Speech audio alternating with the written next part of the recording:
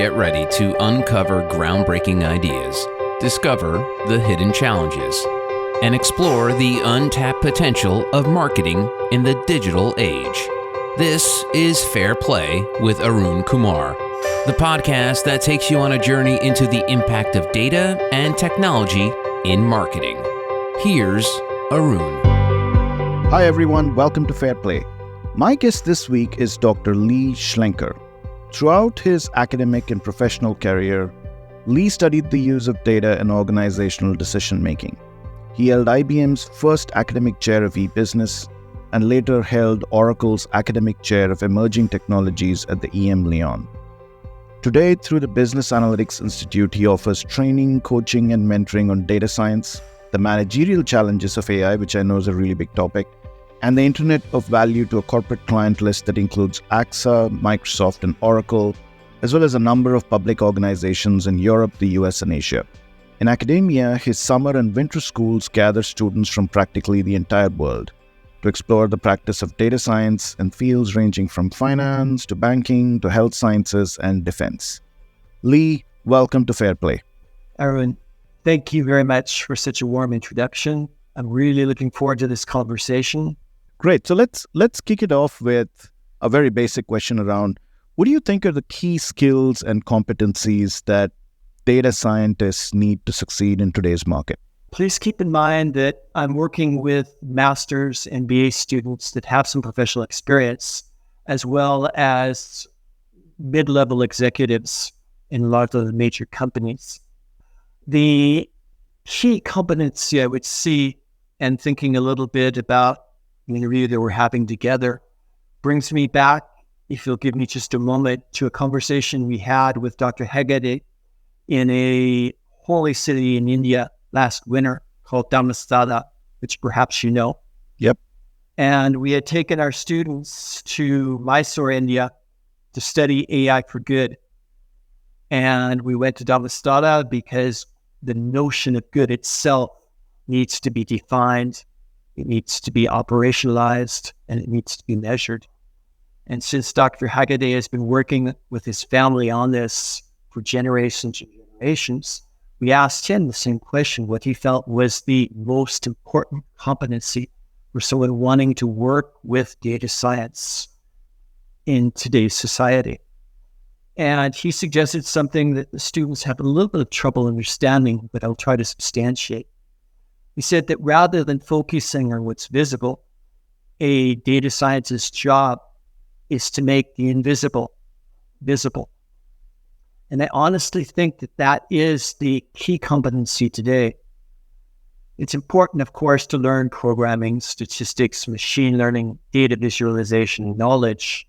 But the most important thing is trying to understand how we can help our colleagues, our managers, and our customers understand what's just below the surface. Because often, as you've suggested in previous podcasts, things are somewhat complex.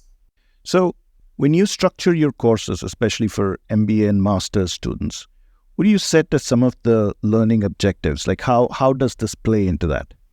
The major theme in each of our courses, so we run summer and winter schools in Europe, in Asia, and in the US.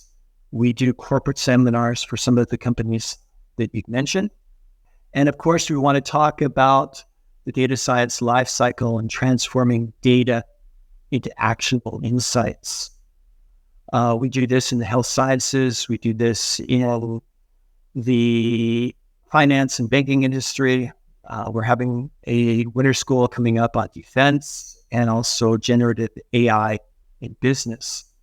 And structuring the school itself, we focus on practice of data science. Much more than learning the algorithms, what we're trying to understand is how you look at the problems. And from the problems, what types of data allow you to understand the nature of the problem and how you might move forward. In a podcast that you did in May, you mentioned the notion that one of your levers or value levers was to make complex situations simple. What we try to share with our students is that a data scientist's job is to understand the nature of the problems. The problems can be simple, they can be complicated, they can be complex, and they can be chaotic. The type of data that you need to address each situation depends a lot on the type of problem that you're tackling. When we're talking about simple problems, we're talking about problems in which both the nature of the problem and the nature of the solution are well known. So here we're just simple algorithms in which processing proprietary information can allow us in deterministic environments to choose the best way forward. When we're talking about complicated problems, we understand the nature of the problem, we just can't find the solution. And here we can use algorithms and heuristics to try to enlarge, using data science, the data that we have. We need to find new data and then apply the existing algorithms and heuristics to try to find the best way forward, whether it be a deterministic or stochastic environment working in the future. Where there's a real challenge, and unfortunately we've got a lot of real challenges around today, when we get to complex problems in which we don't really understand the problem, and until we understand the problem, we have very little idea of what the future solution might be. And here, techniques like deep learning can be a partial solution because we need to probe the nature of the way that we're asking the question, perhaps getting away from the rules to try to see if perhaps a different approach to looking at the situation will allow us to open up possibility of moving forward. Then finally, the chaotic situations or situations in which we don't even understand the nature of what we're trying to push forward. For example, changing economic conditions today. Here we have to break down the problem into simple pieces or simpler pieces to be able to move forward. And so to answer your question, we try to structure the curriculum, whether we're talking about finance, banking, health sciences, or defense, to focus on real problems and real use cases. We have a very low teacher to student ratio because we take the time to work with the students individually to try to help them get their minds around what a data science solution might look like. Then we often try to encourage the students to get away from the computer and take a look around the reality of the situation they're studying. You try to understand that there isn't a clear link between data and action. We need to understand the types of people that we're working with to try to understand what type of data might motivate them to move forward. You know, I have to say that listening to you just makes me wish that a lot of the data science folks that I worked with actually paid attention to some of these principles, because in marketing, we have a tendency of just going with what is the data that we have access to and what can we get out of those data sets, as opposed to working the other way around, which is what is the problem that you're trying to solve, and therefore what is the data that you truly need. And I believe that one of the reasons why we have all these different data sets floating around is just because there's a belief that if there is data, then something will come out of it, as opposed to what's the problem that you're trying to solve, and therefore what data. And in fact, I've been speaking to a number of people in the media and marketing industries, and one of the things that many people have raised as a concern about the latest crop of data science graduates or people at mid-levels in data science who are driving some of the analytics practices in their companies. And one of the things they said is, listen, today, many of the principles of research of where this data came from, how was it collected, is it truly representative of a population, even in simple terms like demographics, that many of the practitioners either don't spend enough time behind it. They're willing to directly jump into the software or jump into the algorithm as opposed to figuring out where did that data come from. How do we correct for that? Because it feels like whoever I speak to in the media business, they bemoan the fact that when they go to research companies today, for example, they don't find the level of rigor. I remember 20 years ago when I entered this industry, there was so much of rigor behind it. If you couldn't answer questions about how you collected the data, what population it represented, and what the sources of data were, you couldn't progress to the next slide to talk about what did you actually solve for. So do you see that as a concern, and how do we tackle that? Yeah, there is a real challenge there. I believe that part of the problem comes from a click and collect mentality.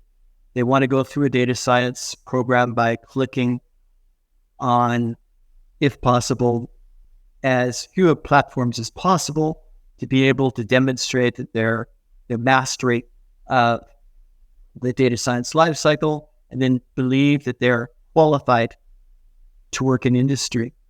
I think that there is a real value in exploring the nature of the problems that we're trying to solve. And often in data science programs, they're given data sets that have been cleansed. They've been told that these are the algorithms they need to use to be able to build their models, be able to process the data set. And the whole idea of actually tackling not an experience, but a prediction level application that could actually be used in business sort of goes out the door because they don't really have the time to do that. And I would suggest not only focusing on real use cases, but also a multidisciplinary approach and bringing industry representatives into the classroom, if possible, not just from the data science team, but from the client-facing roles, to really talk about how data is actually used to take decisions, whatever the field that we're studying. And how do you see the application of data and analytics in marketing now? It's been changing for quite some time with more granular level data sets coming in, but do you see anything that is uniquely a challenge in marketing that you don't find in other industries, or do you think it's pretty much the same as what you find in banking, finance, or any of the others? Yeah, that's a real challenge because I don't consider myself an expert in marketing, but there are a few points that I think are important. The first point I touch on is to be verified, but the most important element for a marketer, I would suggest, is the trust that they can build with their internal and external customers. There's often an antagonist relationship between the desire to use data and the necessity to maintain trust that they have with their inside and outside the organizations. The second point that I think is extremely important in marketing with analytics is to understand where the value comes from. And one of the books we did a few years ago proposed what we call the business value framework. We suggested that before you start manipulating the data, think about your target audience. The first question that needs to be answered is, where do they think value actually comes from? Does it come from people? Does it come from technology? Or does it come from process? And this bias will actually determine the type of story they would like to hear after your intervention. The second question that seems important, Jameen, is where are they looking for value? And here again, there are three potential answers. There's an answer that they're actually looking for value with individuals. They're suggesting that because you're coming into the company, that if you can help Aaron and Joe and individuals become better with using data, then you've succeeded. Others would argue that those individuals, especially brilliant individuals, may be soon leaving your organization anyway. So what's more important is to work with the teams. Therefore, you need to use data to try to educate or try to condition or to improve the conversation for teams as a whole. And others suggest, and I honestly believe, but not being a marketer, is that data science is to help customers become smarter. So how can we use data to actually help customers make better choices? And then the third Question is, what do we mean by better? And here again, depending on the stakeholders that you're working with, some may look at the efficiency as the major metric, and they want things to go cheaper, faster, and simpler. Others may be more impressed by the effectiveness argument, the quality of the relationship between the customers and the organization. Others may be looking for innovation. What they need is new ideas, new use scenarios that will allow them to offer ideas or excitement to people that are a little bit bored with the conversation. You know, I've often found that the people who are not supposed experts of marketing actually come up with brilliant views on marketing, because sometimes we're so over-jargonated in the field that we miss out on the basics. I can promise you that in many cases when we're building audiences, whether they're internal audiences or external audiences for customers, I don't think there's obviously the objective of promoting a brand or a product or trying to increase adoption or market share or any of those. But the conversation of value through a lens of data is very rarely applied. It's more in terms of, okay, what is the creative messaging? How am I going to position the brand? But there's very little thought given to what am I asking from the consumer to give me in terms of data, because there's almost a presumption that that data should somehow come to you. And what am I giving in return for that? So one of the promises we've been making to people is, you give me data and I'm going to give you personalized experiences. You're going to get something that you won't get otherwise. And that promise has really not come through. So actually, one of the things I wanted to flip over to was some of the ethical and legal issues that data scientists have started to face, especially with a lot of this regulation coming in. And I know that marketing gets and advertising gets impacted a lot, but now with AI coming in, there's a lot of concern that data is being used to train models. No one's aware of whether their data has been used, so on and so forth. But how do you balance that? When you're a data scientist, how do you approach that as a structure saying, here are individuals whose data sets I need, I'm going to use it for a certain purpose. How do I balance the purpose-value equation? Yeah, let me take that question and put it on the shelf for just a second and come back to something you said in the introduction to the question that I feel very strongly about. You mentioned the relationship between value and data, which is something that needs to be sold or at least explained to internal or external customers. And I honestly don't think that there is any value in the data. Probably makes a lot of organizations angry. The value is in the stories that we have to tell. And although I'm not an expert in marketing, I really believe in the power of storytelling.